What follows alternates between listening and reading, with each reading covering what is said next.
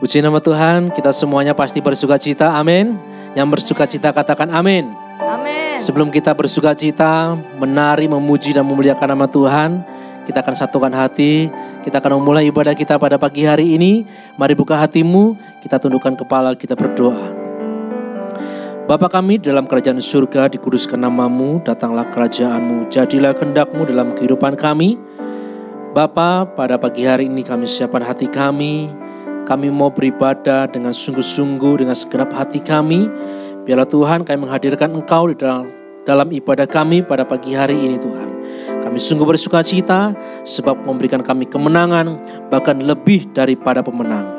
Di dalam nama Tuhan Yesus Kristus yang siap beribadah dan menyembah Tuhan, kita sama-sama katakan amin. Tepuk tangan buat Tuhan Yesus Kristus. Mari kita katakan lebih daripada pemenang. Haleluya. Yang bersukacita tepuk tangan bagi Allah kita. Haleluya.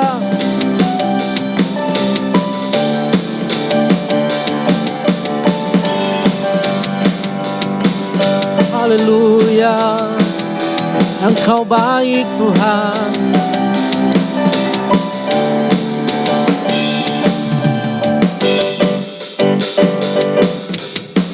Mari sama-sama katakan. Lebih dari pemenang dalam segala perkara. Iblis tadi kalahkan oleh kuasa darahnya. Jika Allah di pihak kita, siapa dapat melawan? Kita lebih dari pemenang, lebih dari pemenang, lebih dari pemenang dalam segala perkara. Iblis tadi kalahkan oleh kuasa darahnya. Jika Allah di pihak kita, siapa dapat melawan? Kita lebih dari pemenang. Mari angkat tanganmu, katakan haleluya. Kibarkanlah panjinya, Yesus Raja segala raja. Haleluya, haleluya. Bangkitlah gerejanya, kita lebih dari pemenang. Yang percaya katakan amin. Amin. Yang percaya katakan haleluya. Haleluya. Lebih dari pemenang, lebih dari pemenang dalam segala perkara. Siapa yang dikalahkan? Iblis tadi kalahkan oleh kuasa darahnya. Jika Allah di pihak kita, siapa dapat melawan? Kita lebih dari pemenang. Haleluya, haleluya. Bangkitkanlah panjinya, Yesus Raja segala raja. Haleluya. Bangkitlah gerejanya, kita lebih dari pemenang.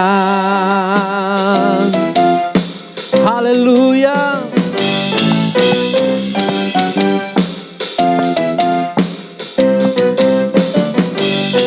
Kita lebih dari pemenang. Lebih dari pemenang. Saya lebih dari pemenang. Lebih dari pemenang. Kita lebih dari pemenang. Lebih dari pemenang. Saya lebih dari pemenang. Mari angkat tanganmu, katakan jika Allah di pihak kita, siapa dapat melawan? Kita lebih dari pemenang. Haleluya. Kibarkanlah panjinya, Yesus Raja segala raja. Haleluya. Bangkitlah gereja mujizatnya. Kita lebih dari pemenang. Katakan saya lebih dari pemenang. Kita lebih dari pemenang. Yang percaya berikan tepuk tangan yang paling meriah bagi Allah kita. Haleluya. Haleluya. Puji nama Tuhan. Kita akan masuk di dalam hadirat Tuhan lebih lagi. Haleluya. Terima kasih Tuhan. Kau jadikan setiap kami pemenang, bahkan lebih daripada pemenang. Kami sangat yakin dan percaya pertolongan-Mu ajaib dalam hidup kami. Terima kasih Tuhan. Haleluya. Terima kasih Yesus. Terima kasih buat segala pertolongan-Mu Tuhan. Kasih setiamu selalu baru setiap hari. Haleluya. Terima kasih Tuhan.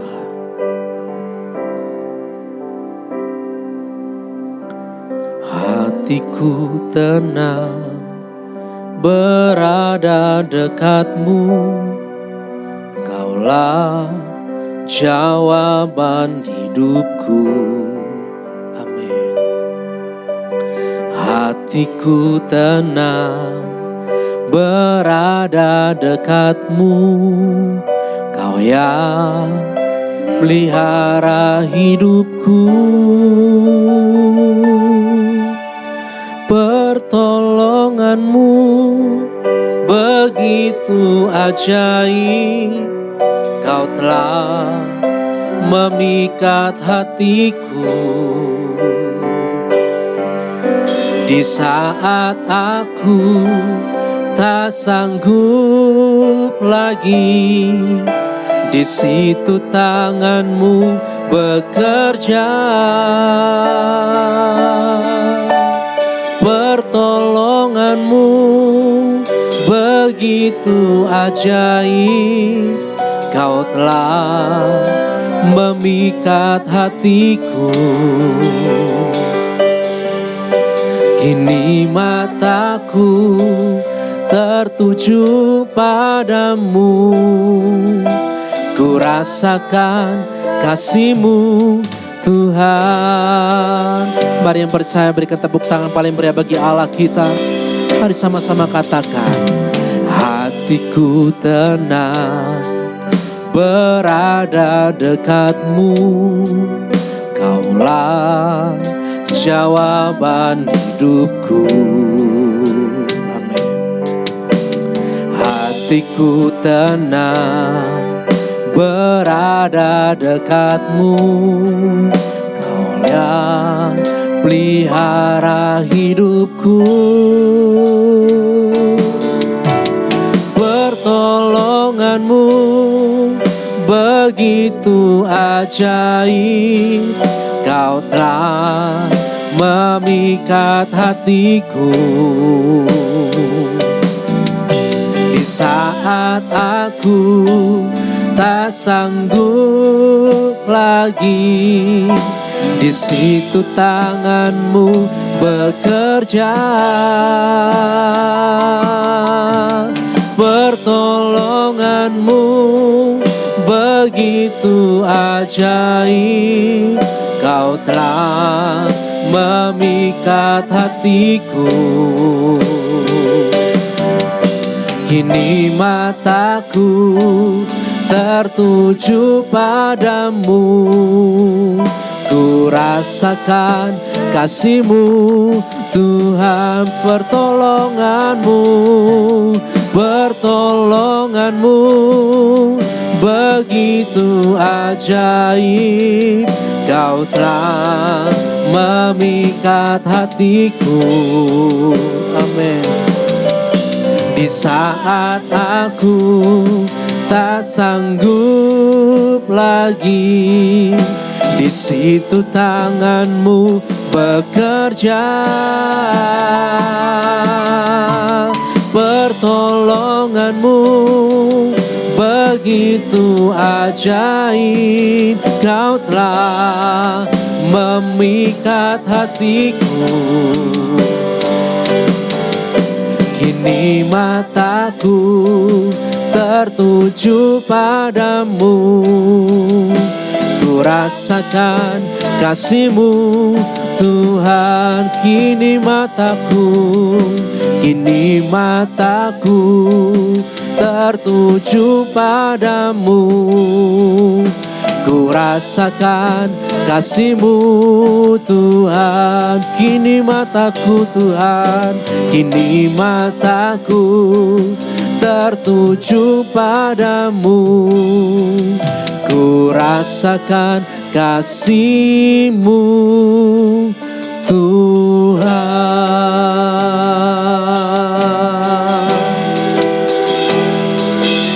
Haleluya. Pertolongan-Mu ajaib, pertolongan-Mu sempurna.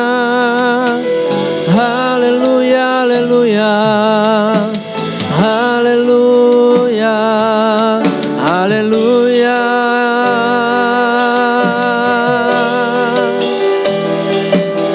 Yesus baik, Yesus baik, Tuhan Yesus sempurna, Engkau kudus layak disembah.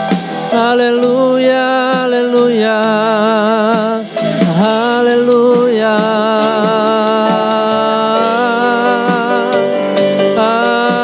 haleluya. Terpuji nama-Mu, datanglah kerajaan-Mu, jadilah kehendak-Mu dalam hidup kami. Yang terbaik ya Tuhan. Haleluya,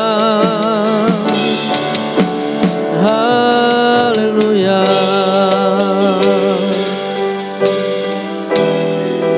haleluya.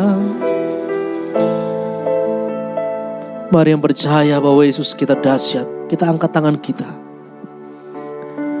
Mari kita sama-sama katakan, aku percaya Tuhanku ajaib, Kau turun tangan memulihkanku. Aku percaya Tuhanku dahsyat, Kau turun tangan memberkatiku. Aku percaya Tuhanku ajaib, Kau turun tangan memulihkanku. Aku percaya Tuhanku dahsyat, Kau turun tangan memberkatiku. Aku percaya Tuhanku ajaib, Kau turun tangan memulihkanku. Aku percaya Tuhanku dahsyat, Kau turun tangan memberkatiku. Kau turun tangan memberkatiku. Kau turun tangan memberkatiku. Oh, amin.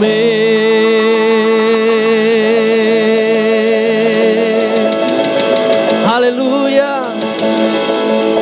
Terima kasih Bapa di surga. Tiba saatnya kami akan mendengarkan firman-Mu. Urapi setiap kami. Berikan kami telinga seorang murid dan hati sebagai hamba-Mu. Di dalam nama Tuhan Yesus Kristus yang siap mengalami firman Tuhan, kita semua berkata, amin. Haleluya. Shalom, saudara-saudara yang terkasih. Berjumpa kembali dengan saya Daniel Sidianto di dalam ibadah online yang kita jalanin beberapa bulan ini. Saya percaya bahwa kekuatan Tuhan tetap menyertai kita semua, dan ibadah kita juga tetap Tuhan sertai, bahkan Tuhan hadir walaupun dalam pertemuan online.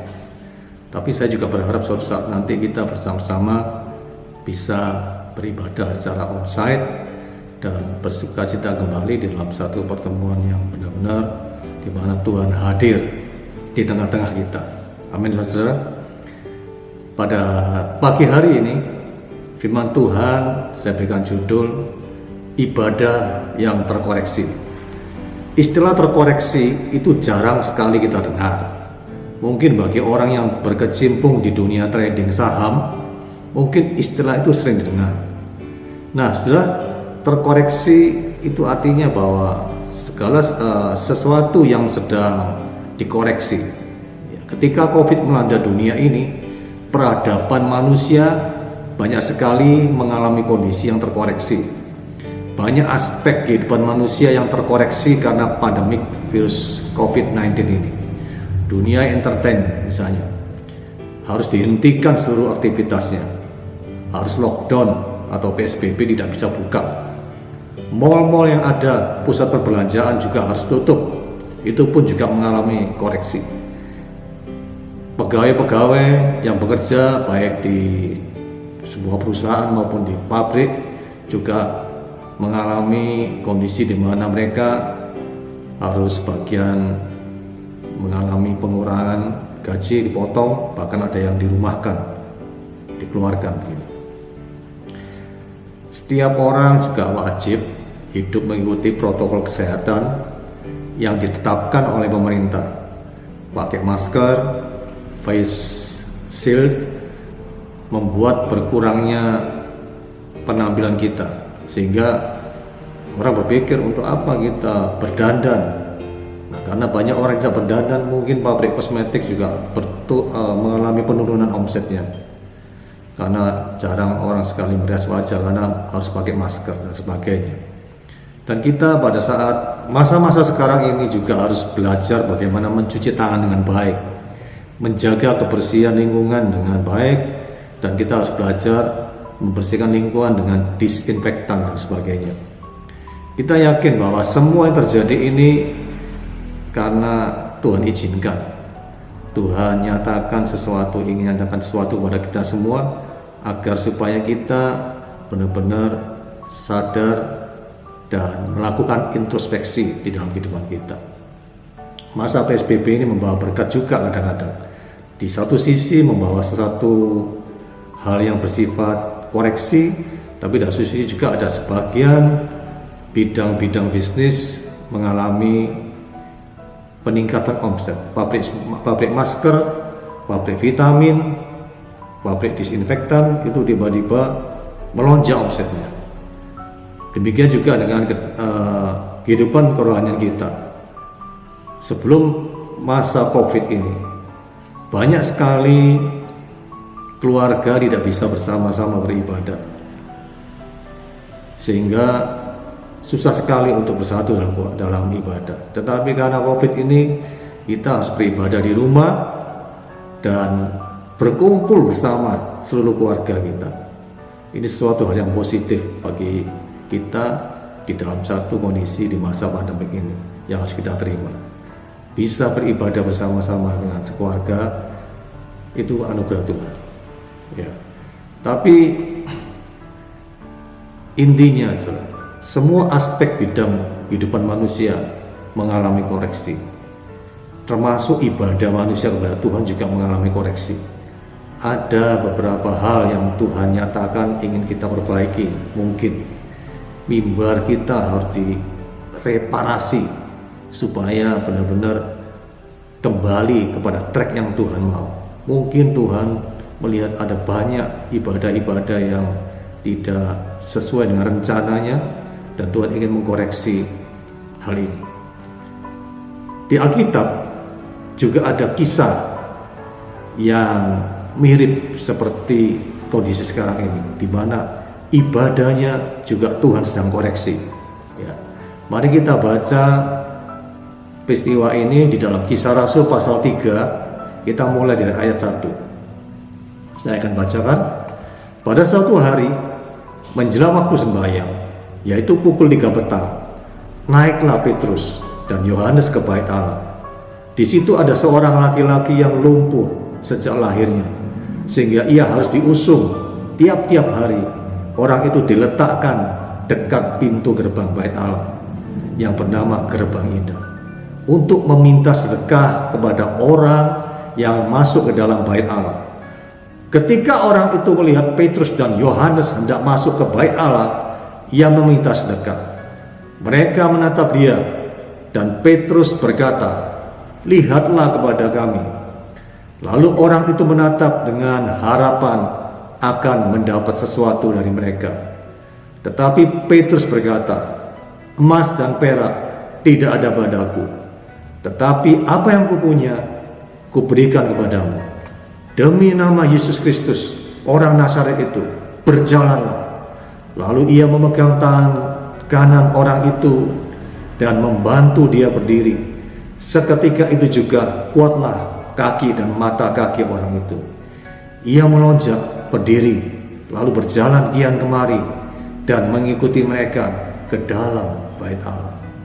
Berjalan dan melompat-lompat serta memuji Allah. Seluruh rakyat itu melihat dia berjalan sambil memuji Allah. Lalu mereka mengenal dia sebagai orang yang biasanya duduk meminta sedekah di gerbang indah bait Allah, sehingga mereka takjub dan tercengang tentang apa yang terjadi padanya. Ketika orang itu tetap mengikuti Petrus dan Yohanes, maka orang banyak yang sangat keheranan itu datang mengerumuni mereka di serambi yang disebut serambi Salomo. Petrus melihat orang banyak itu lalu berkata, "Hai orang Israel, mengapa kamu heran tentang kejadian ini? Dan mengapa kamu menatap kami seolah-olah kami membuat orang ini berjalan karena kuasa atau kesalahan kami? Allah Abraham, Ishak dan Yakub, Allah nenek moyang kita telah memuliakan hambanya, yaitu Yesus yang kamu serahkan dan tolak di tempat Pilatus, walaupun Pilatus berpendapat bahwa ia harus dilepaskan." Amin. Inilah kisah di mana ketika Petrus dan Yohanes ingin masuk dalam rumah ibadah, dia terhambat oleh seseorang yang meminta-minta kepada Petrus dan Yohanes. Kemudian Petrus memandang orang itu. Tidak biasanya mungkin Petrus dan Yohanes ketemu sama orang ini bukan kali itu aja. Karena orang ini dikatakan tiap-tiap ada jadwal ibadah, orang ini selalu ditaruh di depan pintu gerbang di bait suci yang bernama Gerbang Indah. Nah, saudara, ini bukan pertama kalinya Petrus dan Yohanes ketemu dengan orang lumpuh ini. Tetapi kenapa entah tiba-tiba kenapa orang lumpuh itu memegang kaki Petrus dengan kuat. Dan waktu kaki dipegang dengan kuat, Petrus dan Yohanes menangkap sesuatu. Ada sesuatu yang harus dikerjakan secara khusus agar ibadah pada waktu itu tidak monoton, tidak rutinitas yang membosankan. Ya, jadi ada hal yang ingin Petrus kerjakan. Roh Kudus berbicara kepada Petrus untuk membereskan hal ini. Nah, saudara, pada pagi hari ini mari kita belajar bersama-sama menggali kisah dari Kisah Rasul pasal 3 ini. Ada 3 hal yang saya temukan yang harus kita pelajari bersama-sama, yang menjadi perenungan kita pada pagi hari ini, supaya ibadah kita benar-benar ibadah yang sesuai dengan kehendak Tuhan. Ibadah kita kepada Tuhan benar-benar mengalami satu koreksi yang indah bersama-sama dengan Tuhan, sehingga kita dapat berjumpa dengan Tuhan secara khusus di dalam ibadah yang kita lakukan secara rutinitas setiap minggu.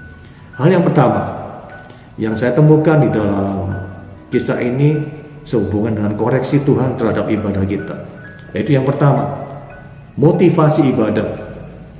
Dikatakan di pasal 3 ayat 2, di situ ada seorang laki-laki yang lumpuh sejak lahirnya sehingga ia harus diusung. Tiap-tiap hari orang itu diletakkan di dekat pintu gerbang bait Allah yang bernama Gerbang Indah untuk meminta sedekah kepada orang yang masuk ke dalam bait Allah. Orang lumpuh ini tertulis jelas datang ke ibadah, datang ke bait suci hanya untuk meminta sedekah. Harusnya seseorang datang beribadah kepada Tuhan itu mencari hadirat Tuhan, membangun keintiman dengan Tuhan sebagai sumber berkat kita, sebagai sumber kekuatan kita, bukannya mencari sedekah. Akhirnya orang lumpuh ini walaupun berada di Gerbang Indah tidak mengalami keindahannya karena sikap yang salah di dalam beribadahnya. Saudara, pada akhir zaman ini juga pada kenyataannya banyak juga orang yang datang beribadah kepada Tuhan hanya untuk mencari sedekah. Artinya apa? Artinya ingin mencari kekayaan, ingin mencari kemakmuran. Kita sering mendengar ajakan orang, ayo datang ke gereja, nanti hidupmu akan diberkati. Bahkan di mimbar pembicara-pembicara banyak yang menyampaikan khotbah-khotbahnya yang bersifat menjanjikan berkat-berkat Tuhan, memfokuskan khotbahnya kepada hidup yang diberkati Tuhan.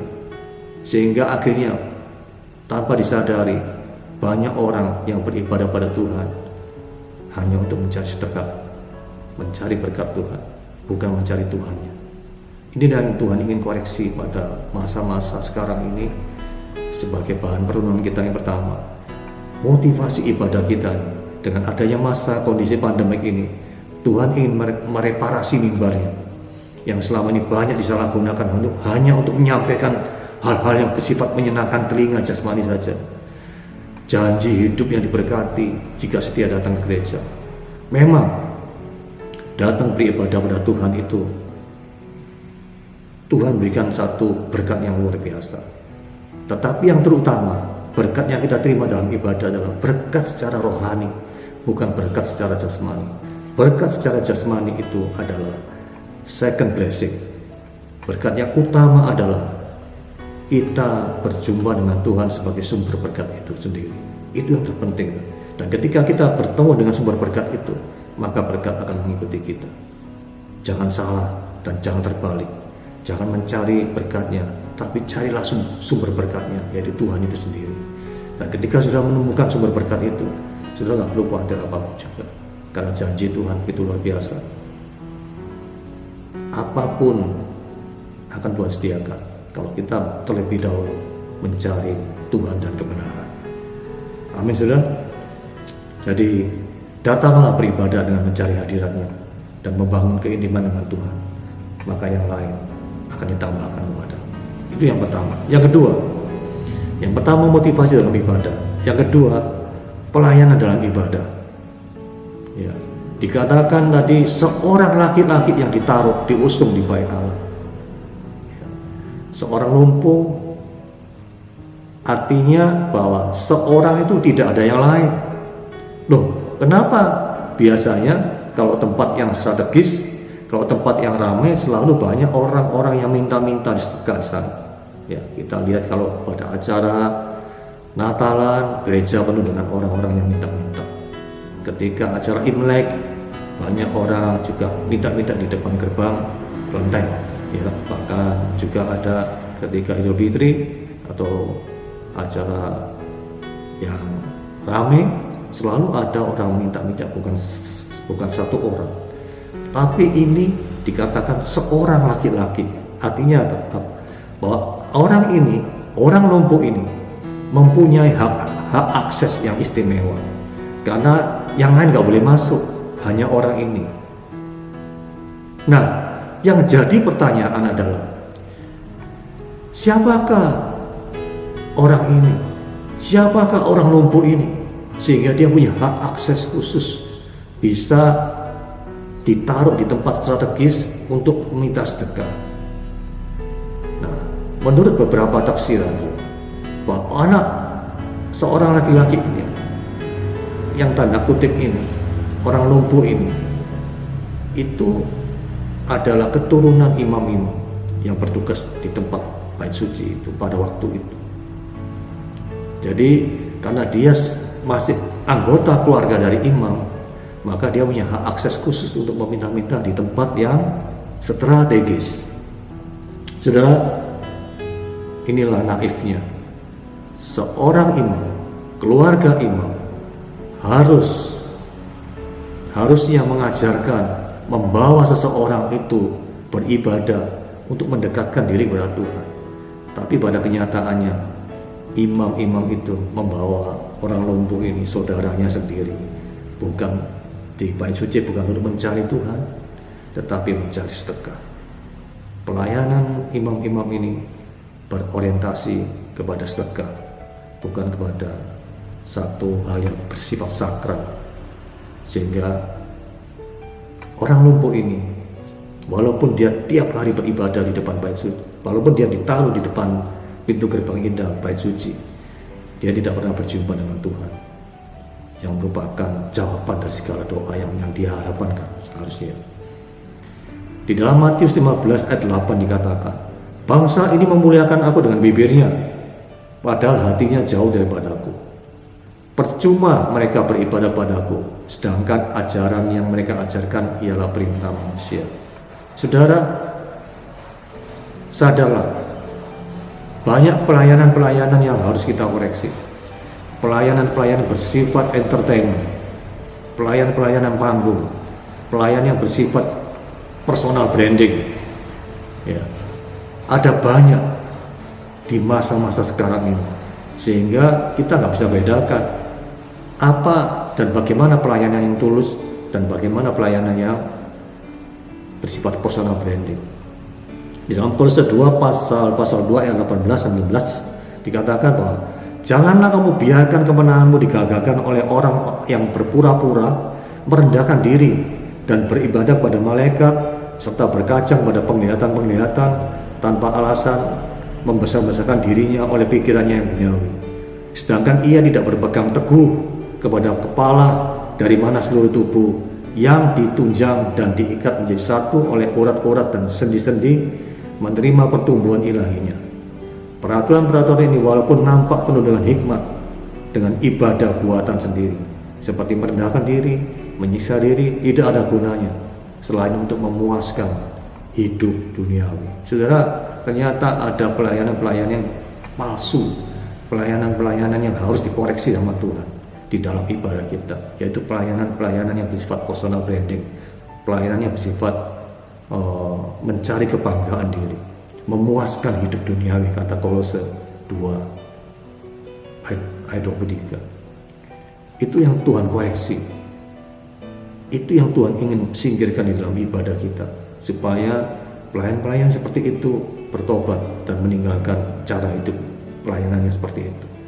Pelayanan yang Tuhan koreksi lagi adalah nubuatan-nubuatan palsu.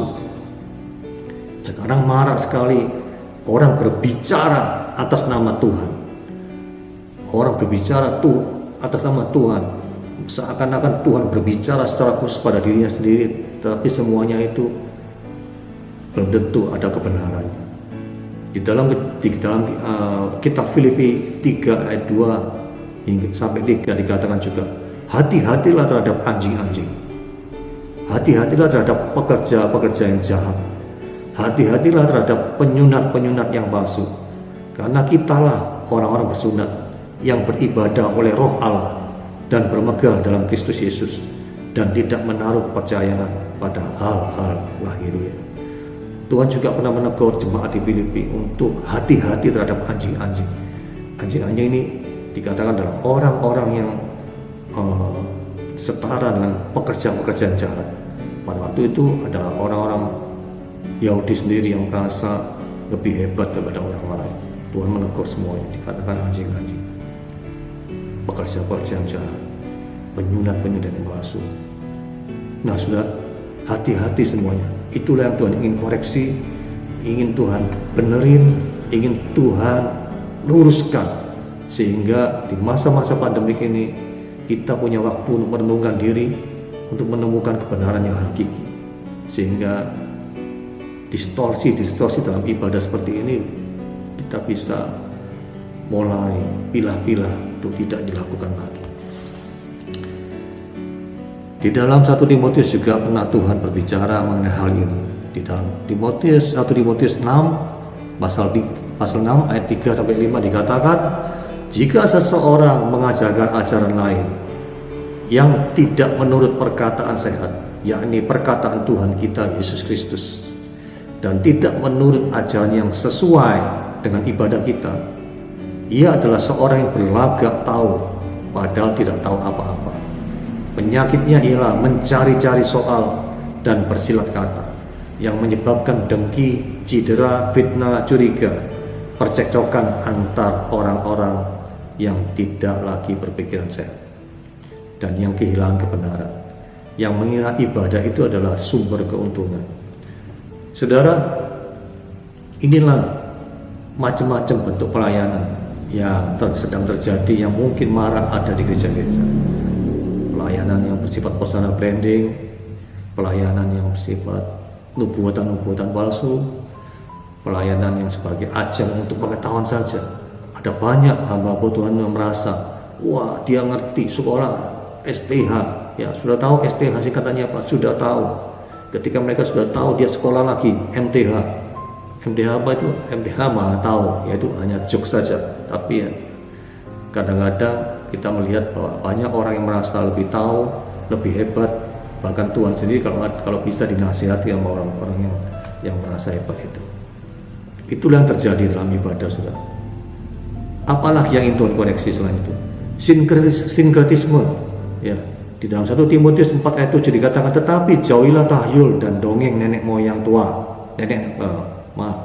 Tetapi jauhilah tahyul dan dongeng nenek-nenek tua. Latihlah dirimu beribadah. Latihan badan ini terbatas gunanya, tapi ibadah itu berguna untuk dalam segala hal, karena mengandung janji baik untuk hidup ini maupun untuk hidup yang akan datang, ya. Jadi bentuk-bentuk ritual keagamaan yang tidak berkenan di hadapan Tuhan itu ingin Tuhan koreksi pada masa-masa sekarang ini. Makanya Tuhan bentuk situasi dan kondisi pandemik ini supaya kita break, beristirahat, merenungkan sejenak apa yang sedang terjadi, dan mulai introspeksi, berbenah diri untuk menangkap maksud dan rencana Tuhan. Haleluya. Saudara, ketika Petrus dan Yohanes melihat orang lumpuh ini, ketika kakinya dipegang oleh orang lumpuh ini untuk meminta sedekah, Petrus berkata, lihatlah kepada kami. Kemudian di dalam pasal 3 ayat 5 dikatakan, lalu orang lumpuh menatap dengan harapan untuk mendapatkan sesuatu dari Petrus dan Yohanes. Tetapi Petrus berkata apa? Emas dan perak tidak ada padaku, tetapi apa yang kupunya kuberikan padamu. Demi nama Yesus Kristus, orang Nazaret itu, berjalanlah. Petrus menatap orang lumpuh itu dengan satu pandangan bahwa orang lumpuh ini salah dalam pengertiannya tentang ibadah, yang dianggap sebagai tempat untuk mencari sedekah. Sehingga Petrus mengatakan, emas dan perak aku tidak punya.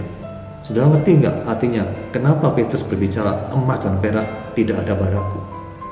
Sudah, Petrus berkata seperti itu karena pertama, Petrus datang melayani ke bait suci bukan untuk emas dan perak, tetapi untuk mengajarkan jalan Tuhan, untuk mendemonstrasikan kuasa Tuhan.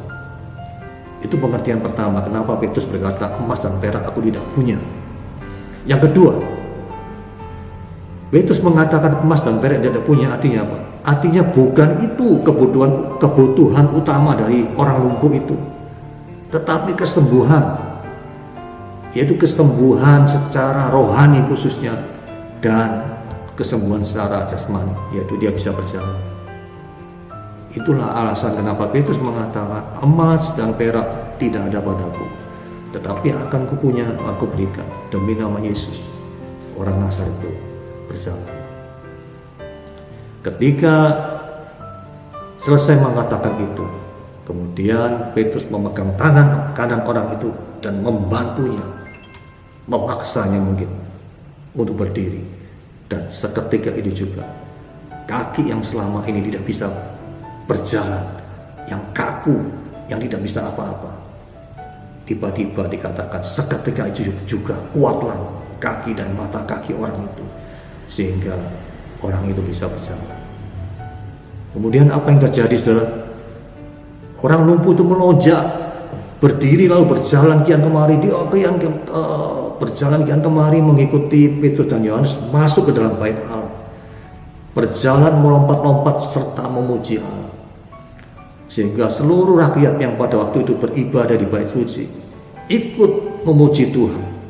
Mereka bersorak-sorak karena melihat mujizat Tuhan terjadi atas orang yang lumpuh ini. Karena orang lumpuh ini dikenal udah biasa lumpuh dan minta-minta sedekah di depan bait suci. Itulah yang terjadi, saudara. Dari kisah itu, saudara, kita dapat menangkap sesuatu. Apa yang dilakukan Petrus terhadap orang lumpuh ini membuka sebuah wawasan yang baru di dalam ibadah. Perhatikan, saudara, ketika orang lumpuh ini sembuh, orang lumpuh ini berjalan kian kemari, kemudian melompat-lompat dan memuji Allah. Nah, inilah puji-pujian yang sejati yang harus ada dalam ibadah itu. Mungkin selama ini orang datang tiap minggu ke dalam bait suci, dia mungkin bersorak-sorak memuji Tuhan, tapi mungkin secara rutinitas, dan karena itu ritual yang harus dijalani dalam ibadah. Tidak ada satu gairah, tidak ada satu kehidupan yang nyata di dalam puji-pujian itu. Tetapi orang lumpuh ini ketika disembuhkan, dia melompat-lompat memuji Allah. Di dalam ibadah itu terjadi revival, terjadi kebangunan rohani. Orang yang melihat orang lumpuh berjalan ini memuji-muji Allah juga dengan tulus, dengan luar biasa, sehingga puji-pujiannya menjadi hidup, puji-pujiannya menjadi tulus dan berkenan di hadapan Allah. Ada puji-pujian sejati. Terus kemudian orang lumpuh ini juga bersaksi bahwa dia telah disembuhkan oleh Tuhan, dia telah dijamah oleh Tuhan, dia telah dilawat oleh Tuhan, sehingga dari lumpuh dia jadi sembuh. Orang lumpuh ini bukan lumpuh secara jasmani saja, tapi secara rohani. Tapi setelah dijamah Tuhan, orang yang lumpuh ini disembuhkan rohaninya juga, disembuhkan juga jasmaninya. Dia mengalami pengurapan berkat double porsi. Keselamatannya dijamah oleh Tuhan. Kesembuhan secara jasmani juga diterima oleh dari Tuhan. Ada pujian sejati, ada kesaksian sejati yang tulus, yang keluar dari hati nurani. Itulah ibadah yang sebenarnya harus terjadi di dalam ibadah yang kita lakukan. Bukan ibadah yang bersifat monoton dan membosankan. Itulah ibadah yang ingin Tuhan koreksi di dalam kehidupan kita. Supaya apa? Supaya kita boleh bisa menjadi kesaksian bagi orang-orang dunia yang belum percaya pada Tuhan. Supaya orang-orang sekitar kita melihat kita ini sebagai kitab yang terbuka, yang dibaca orang, sehingga setiap orang itu melihat kehidupan kita yang diubahkan oleh Tuhan, itu mereka juga memuji Allah, bahkan percaya pada Tuhan Yesus. Saudara, ada sebuah kutipan ketika pertama kali beberapa waktu yang lalu virus COVID-19 ini melanda dunia. Ada seseorang, saya gak yakin siapa penulisnya, tetapi ada sebuah kutipan yang ingin saya bacakan kepada saudara sekalian supaya ini menjadi perenungan kita bersama, yaitu kutipan puisi tentang COVID. Dikatakan, Vatikan sepi, Yerusalem sunyi, tembok ratapan dipagari, pasca tak pasti. Corona datang seolah-olah membawa pesan bahwa ritual itu rapuh, bahwa hura-hura atas nama Tuhan itu semu, bahwa simbol dan upacara itu banyak yang hanya menjadi topeng dan komoditi dagangan saja. Ketika Corona datang, engkau dipaksa mencari Tuhan, bukan di Basilika Santo Petrus, bukan di dalam gereja, bukan di mimbar khotbah dan bukan di misa minggu, melainkan pada kesendirianmu, pada mulutmu yang terkunci, pada hakikat yang senyap, pada keheningan yang bermakna. Corona mengajarimu, Tuhan itu bukan melulu pada keramaian. Tuhan itu bukan melulu pada ritual. Dan Tuhan itu ada pada jalan keputusasaanmu dengan dunia yang berpenyakitan. Corona memurnikan agama, bahwa tak ada yang boleh tersisa kecuali Tuhan itu sendiri. Tidak ada lagi indoktrinasi yang menjajah nalar. Tidak ada lagi sorak-sorai yang memperdagangkan nama Tuhan. Datangi, temui, dan kenali Dia di dalam relung jiwa dan hati nuranimu sendiri. Temukan Dia di saat yang teduh, di mana engkau hanya sendiri bersamanya. Sesungguhnya kerajaan Tuhan ada dalam dirimu.